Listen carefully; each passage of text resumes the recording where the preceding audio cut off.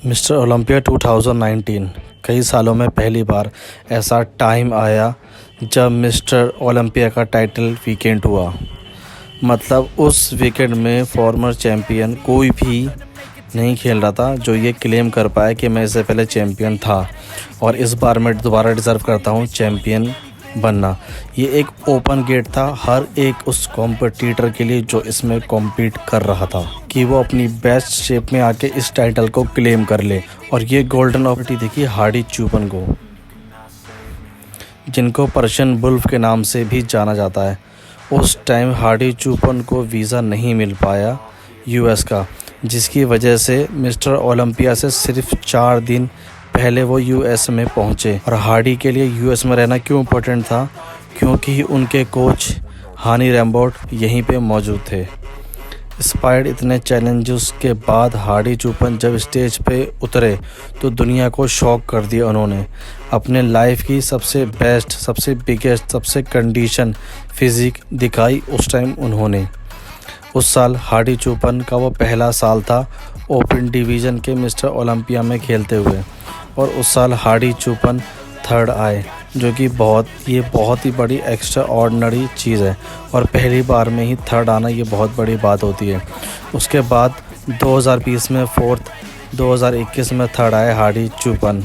लेकिन हर साल फैंस खुश नहीं थे हार्डी चूपन की प्लेस से, बिकॉज़ वो 19 की कंडीशन लाते थे। इन सालों में हार्डी चूपन 2 बार चैम्पियन बन चुके थे, लेकिन अगला बड़ा स्टेप कैसे लें और क्या करें, अपने आगे वाले ओपोनेंट को कैसे हराएं और कैसे बीट करें।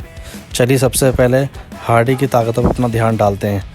सबसे बड़ी हार्डी की ताकत और यह उनकी स्ट्रेंथ है, वो है उनकी 90s की कंडीशन।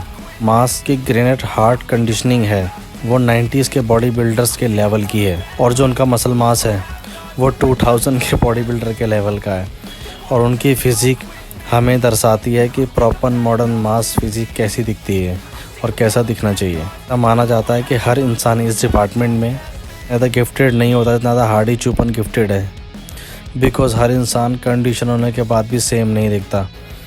कई बार बॉडी बिल्डर की फिज़िक्स इतनी रिफाइंड नहीं होती है, किसी की बॉडी में ड्राइनेस नहीं होती, किसी का स्ट्रक्चर इतना अच्छा नहीं होता, बट लेकिन हार्डी चूपन के बॉडी में लगभग सभी चीज़ें हैं। और कोई बॉडी बिल्डर कितना भी ज़्यादा बेहतर क्यों ना हो, लेकिन वो खुद को अगर प्रॉपर सही से पुश नहीं करता है, कितना भी ज़्यादा जेनेटिक ही क्यों ना हो, तो वो कभी भी अपनी पोटेंशियल को रीच नहीं कर पाएगा। और हार्ड वर्क की बात करें तो हार्ड वर्क बहुत ज़्यादा करते हैं हार्डी चूपन। हार्डी चूपन की अगली सबसे बड़ी ताकत या स्ट्रेंथ है उनकी वैक्यूम। जिस तरीके से हार्डी चूपन वैक्यूम करते हैं, और जिस टाइम पे हार्डी चूपन के ओलंपिया इस तरीके से दिखते थे, उस टाइम पे उन्होंने वैक्यूम करना स्टार्ट कर दिया था, क्योंकि बॉडी बिल्डर है वैक्यूम बहुत ही कम करते हैं आजकल, और हार्डी चूपन बहुत ही अच्छा वैक्यूम करते हैं। और इस डिग्री के अंदर बॉडी बिल्डर बहुत ही कम वैक्यूम कर पाते हैं और करते हैं। और हार्डी चूपन ही एक ऐसे बॉडी बिल्डर हैं जिन्होंने इस लाइनअप में वैक्यूम करने का ट्रेंड शुरू किया। अगली हार्डी चूपन की ताकत है, सबसे बड़ी स्ट्रेंथ है, वो उनके लेग्स। हार्डी के जो हैं one of the best legs हैं। मैं मानता हूँ कि रेमी के लेग काफ़ी बिगर हैं, बट नॉट बेटर, लेकिन यहाँ पे बेटर की बात करना भी ज़रूरी है। लेकिन हार्डी चूपन के लेग्स जो हैं वो काफ़ी ज़्यादा लीन है। सबसे पहले अगर बात करें हम तो जे कटलर की, तो सेम यही डिटेल अगर देखा जाए तो जे कटलर में भी दिखती थी, जो कि हार्डी चूपन में ही दिखती है आज। लेकिन क्या लगता है आपको, हार्डी चूपन की बॉडी में कोई कमज़ोरी या कमियाँ नहीं है, या गलत है आप? कई लोगों को हार्डी चूपन की सबसे ज़्यादा वीकनेस उनके शॉर्ट अटैच बाइसेप लगते होंगे, बट एक्चुअली में सबसे बड़ी उनकी वीकनेस है उनकी हाइट। लेकिन अगर सेम प्रोपोर्शन बिग रैमी के होते हार्डी के कंपेयर में, तो हार्डी जीत जाते बिग रैमी से। लेकिन गेम वही जीतता है जिसकी बॉडी में सबसे ज़्यादा कम फ्लॉज होते हैं। लेकिन फ्लॉज को एज अ फैक्टर हम हटा दें तो हार्डी के चूपन के पास काफ़ी कम ये चीज़ें हैं। तो यहाँ पे हार्डी चूपन के पास काफ़ी कम फ्लॉज हैं बिग रैमी के कंपैरिजन में। और ऊपर से हार्डी चूपन की कंडीशनिंग उनको हर बार एक एज दिला देती बिग रैमी के साथ, बट ऐसा नहीं है, ना ऐसा हो सकता है। लेकिन कोई अपनी हाइट बढ़ा सकता है। हाँ, बैक हम बोल सकते हैं, लेकिन बिग रैमी की बैक भी काफ़ी अच्छी है। और जिस तरीके से हार्डी चूपन अपनी पोजिंग करते हैं उस हिसाब से कहीं ना कहीं उनकी कुछ चीज़ें छुप जाती हैं जो कि वो शो नहीं कर पाते हैं। लेकिन हार्डी चुपन की मैंडेटरी पोजिंग काफ़ी ज़्यादा आउटस्टैंडिंग है। और यहाँ पे क्या होता है कि कोई भी इंसान कितना भी कंडीशनिंग क्यों ना हो, उसके लिए बहुत ज़्यादा इम्पोर्टेंट होता है अपनी पूरी कंडीशनिंग और प्रॉपर मसल को शो करना।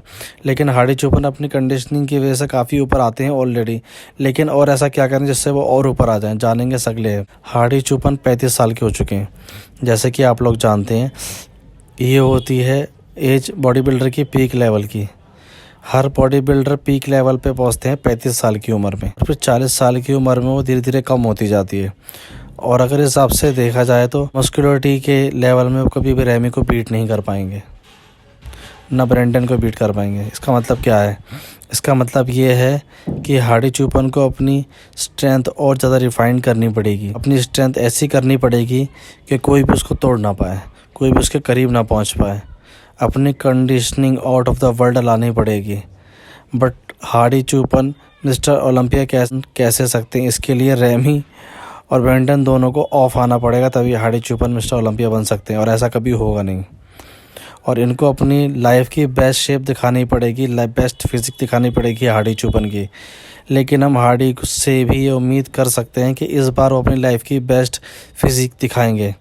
लेकिन इस बार भी ब्रेंडन और रेमी दोनों बहुत हार्ड और बहुत ही डेंजर दिखने वाले हैं, क्योंकि इस बार गेम और भी ज़्यादा डिफ़िकल्ट होने वाला है। बाकी हार्डी चुपन को अपना लक भी चाहिए, उनको लक भी अपने साथ में चाहिए कि इस बार गेम में क्या हो। हार्डी चुपन एक ऐसे बॉडी बिल्डर हैं जो हम लोग को लाइफ की एक बहुत बड़ी सीख देते हैं, सभी बॉडी बिल्डर के साथ और उनकी तरह भी। टेक्निकली भी इतने हाइट में लंबे नहीं है, इतने बेहतर नहीं है, फिर भी आप हार मत मानिए, आप हार्ड वर्क कीजिए। आप अपने हार्ड वर्क से भी बहुत ऊपर पहुंच सकते हैं, काफ़ी आगे तक जा सकते हैं। भले ही आप टॉप पे ना पहुंच पाएँ, लेकिन टॉप लेवल तक पहुंच सकते हैं, और पहुंचना भी चाहिए। मेरे हिसाब से हार्डी चुपन अगर कभी आज तक मिस्टर ओलंपिया नहीं बने, तब भी वन ऑफ द ग्रेटेस्ट वो कहलाएंगे और कहलाते हैं।